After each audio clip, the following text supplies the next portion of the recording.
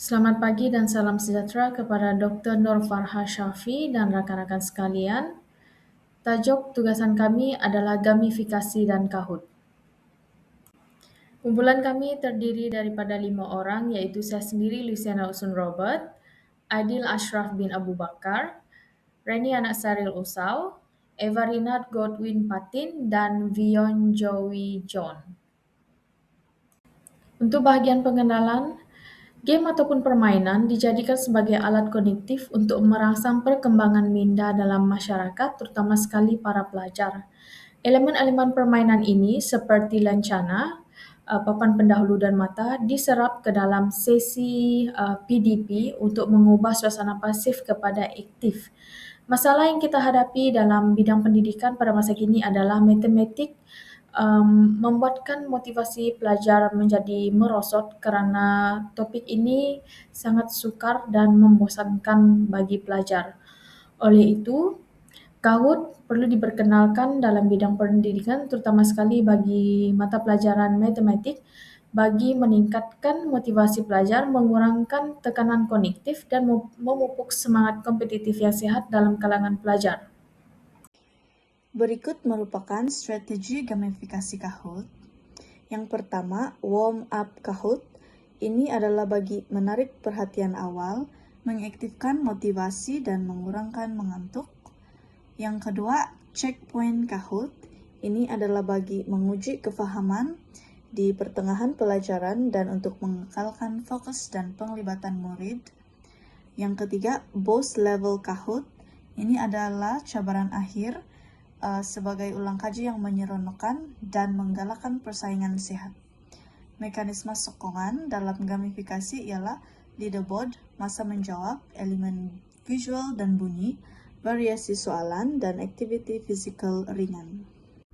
Seterusnya saya akan membentangkan prosedur gamifikasi. Pada perancangan awal, guru akan membuat pemilihan topik pembelajaran. Dalam kajian ini adalah matematik tingkatan 1 bab 5 ungkapan algebra. Kemudian penentuan jenis soalan yang akan ditanya, yaitu objektif MCQ, true and false, dan juga soalan puzzle. Dan ketiga adalah pembinaan set soalan.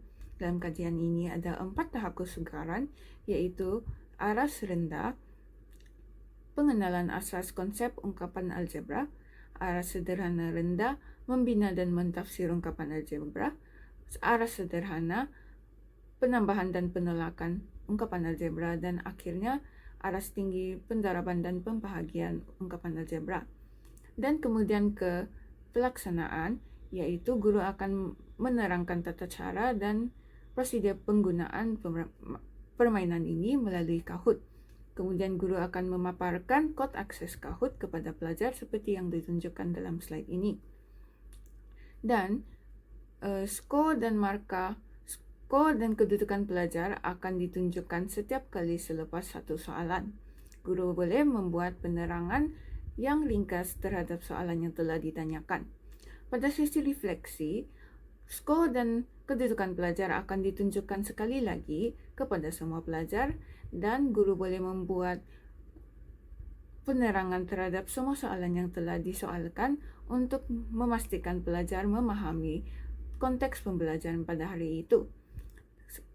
Akhir sekali, pelajar juga boleh memberi pandangan mereka terhadap gamifikasi yang telah dijalankan oleh guru.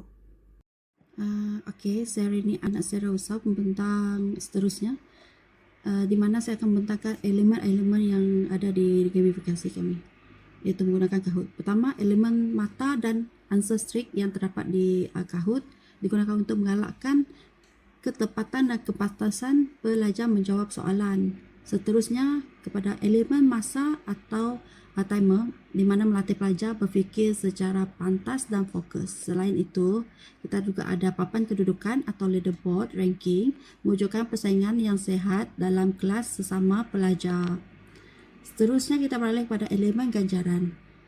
Elemen ganjaran ini pula meningkatkan keyakinan dan rasa dihargai dalam kalangan pelajar, terutamanya apabila podium maya dipaparkan sekiranya pelajar tersebut berjaya menjawab soalan pada akhir kuis. Di samping itu, kita juga ada interactivity, menjadikan pembelajaran lebih aktif dan menyeronokkan dalam bilik darjah. Akhir sekali, maklum balas segera di sini membantu pelajar mengenal pasti kesilapan secara terus ataupun serta-merta lah. Kesimpulannya, elemen-elemen permainan ini menjadikan pembelajaran lebih menarik, berkesan dan berpusatkan pelajar. Itu saja daripada saya. Terima kasih.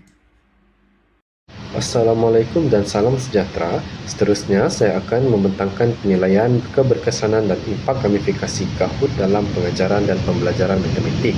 Untuk menilai kesan gamifikasi ini, kami menggunakan pendekatan penilaian campuran yang menyeluruh. Kami menggabungkan 4 kaedah pengumpulan data utama, iaitu yang pertama, analisis kuantitatif melalui ujian pra dan pasca serta data analitik daripada Kahoot. Yang kedua, analisis kualitatif melalui sesi temu bual dan soal selidik jawapan terbuka. Yang ketiga, pemerhatian langsung di dalam bilik darjah menggunakan protokol pemerhatian berstruktur. Dan yang keempat, refleksi berterusan daripada pelajar dan guru melalui penulisan jurnal pembelajaran. Pendekatan menyeluruh ini membolehkan kami bukan sahaja mengukur apa yang berubah dari segi pencapaian, tetapi juga memahami mengapa dan bagaimana perubahan tersebut berlaku dalam konteks pembelajaran sebenar. Keberkesanan projek gamifikasi ini kami nilai berdasarkan 4 penunjuk kejayaan yang saling berkaitan. Penunjuk yang pertama, peningkatan motivasi dan penglibatan aktif pelajar. Kami perhatikan pelajar menunjukkan minat yang lebih tinggi, penyertaan yang lebih aktif, dan ekspresi positif semasa sesi Kahoot dijalankan. Penunjuk yang kedua, peningkatan ketara dalam pencapaian akademik. Analisis statistik menunjukkan perbezaan min yang signifikan antara skor ujian pra dan pasca. Data Kahoot juga menunjukkan peningkatan dalam ketepatan jawapan dari sesi ke sesi. Penunjuk yang ketiga, transformasi budaya dan iklim di bilik darjah. Suasana pembelajaran menjadi lebih interaktif dan kolaboratif, pelajar lebih berani bertanya, berkongsi pendapat dan belajar secara bersama. Penunjuk yang keempat, peningkatan kecekapan guru dalam pengajaran. Guru dapat menggunakan maklum balas serta-merta daripada Kahoot untuk membuat intervensi pengajaran yang tepat pada masanya dan berkesan buktinya. Untuk batasan dan pertimbangan, pertama, kesan kebaruan, di mana peningkatan awal mungkin bersifat sementara akibat keseronokan menggunakan teknologi baru. Yang kedua, kecenderungan jawapan sosial di mana respon mungkin memberikan jawapan yang dianggap diingini.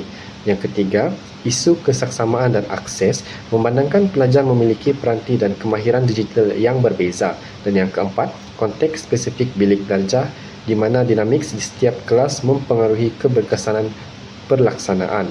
Sekian, terima kasih. Kesimpulannya, Kahoot dalam matematik dapat meningkatkan motivasi, minat, dan pencapaian pelajar, dan ia menyokong kemahiran PAK 21 yaitu komunikasi, kolaborasi, kritikal, dan kreatif. 3 strategi ialah warm up, checkpoint, dan boss level. Data yang kita dapat ialah selepas menggunakan Kahoot ini, markah pelajar naik dari 55% ke 72%, dan pelajar 85% lebih bermotivasi. Cabaran yang didapati ialah peranti dan internet, namun boleh diatasi dengan kreativiti guru.